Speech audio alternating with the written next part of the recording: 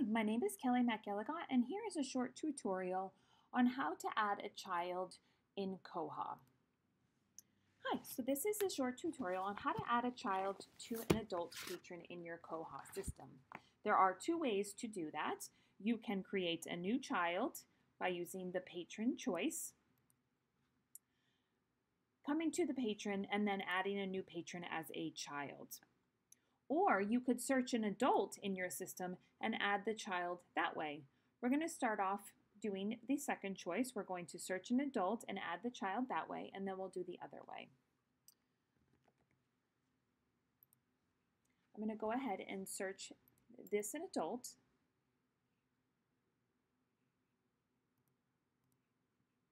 So here we are. Here is the adult patron we created in our last tutorial on adding patrons. And we have this button called Add Child. So if we click the Add Child button, it's actually going to pre-populate some of the information from that adult patron into the child patron. So we have the patron identity as blank. However, below there's the guarantor information, and it's already linking that.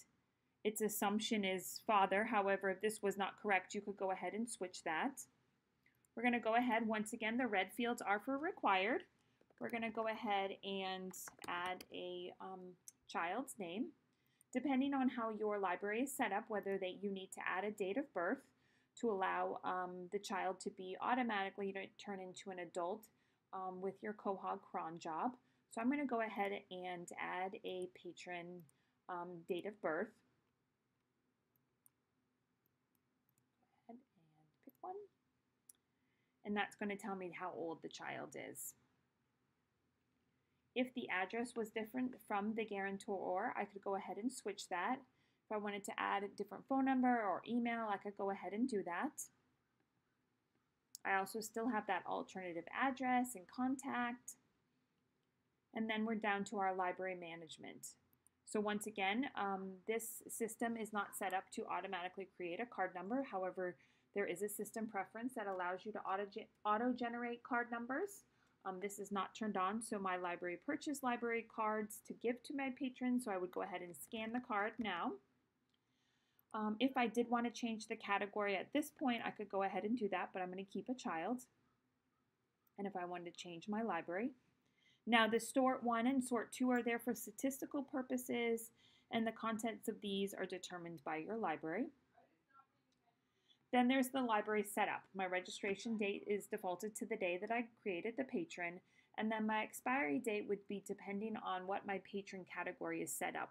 So however my child is set up, whether it expires after a year or when they turn 15 or after 3 years, whatever, that expiry date would be filled in for me. If I wanted to give this child a shorter amount of time than the standard child's category, then I could go ahead and do that.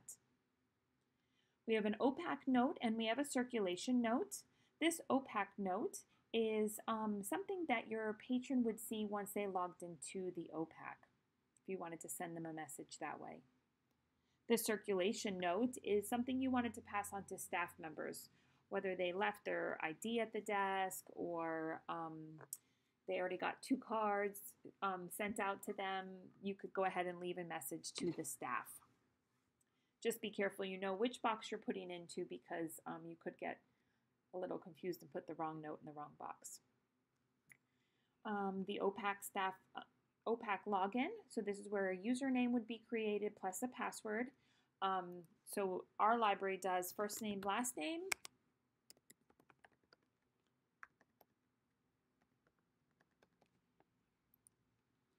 So we go ahead and enter those. These are additional attributes depending on how your library has this set up. Our library chooses to have an additional attribute as a favorite color, as well as a system ID. Whether this is because we came from another ILS system, we could add that in here. Now currently in our child's category, no notices are set up for children. However, for this particular child, we could go ahead if the guarantor or the child said, I would like to get email notices, I can go ahead and fill any of those out for this patron. So they definitely want all their holds emailed to them, and I could go ahead and do that. Go ahead and save.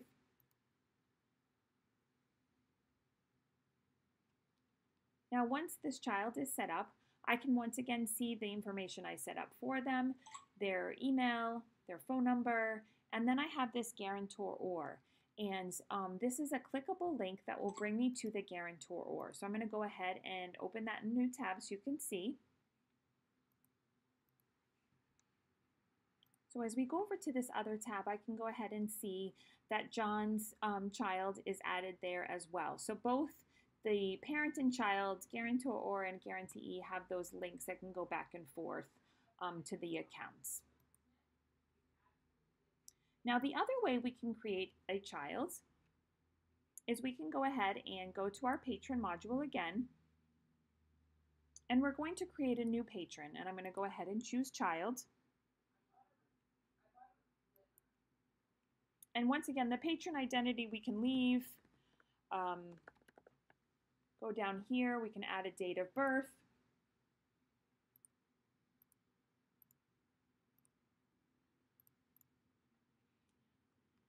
And then we can add a first name and last name of the guarantor or and that relationship. If we wanted to set to a patron already in the system, we could go ahead and hit set to patron. A pop-up will come, and then we go ahead and search for that adult that we're combining them with. So I'm going to go ahead and search for my patron, John Smith. And I know that this is the person that I'm looking for, so I can go ahead and select that.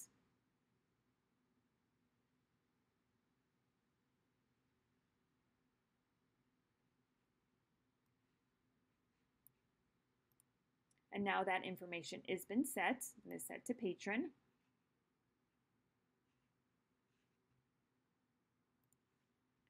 And then I would still have to go ahead and fill out any of that information for this particular child. It's not pre-populated like doing it the other way.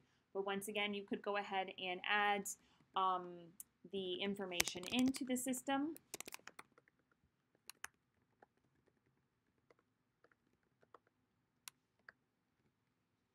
And any phone number, email address, an alternative address or contact, that card number. I'm just going to scan the card. This registration, just like it was going to put in for me, my username and password.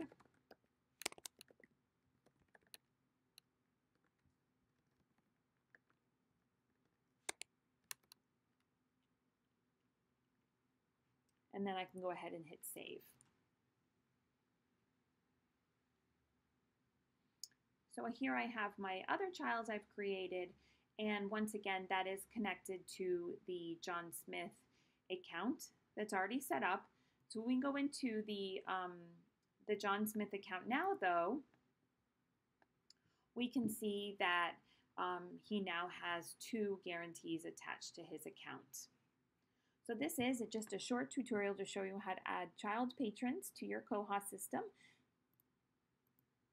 Thank you so much for watching, and this tutorial is a production of Bywater Solutions.